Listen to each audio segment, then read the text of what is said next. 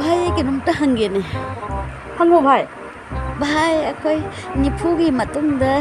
girlfriend गासे अमुक थंबा जागद्राने नुपा अखोइसे निफुगी मतुंगदा अमुक girlfriend थंबा यागद्राबा ओहोय भाई भाई कइनोन है गर्लफ्रेंड निफु तुबु कमाई होना तुझे अदु कई हेलगा कम गर्लफ्रेंड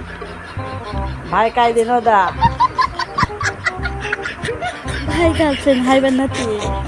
कइनो हाइसबो भाई होय भाई आइदी चाही निफुगी मतुंग हाइबाने भाई आइदी गर्लफ्रेंड गा ओय माने न वखल गा दस भाई दी चाही हंगिवा वेरबो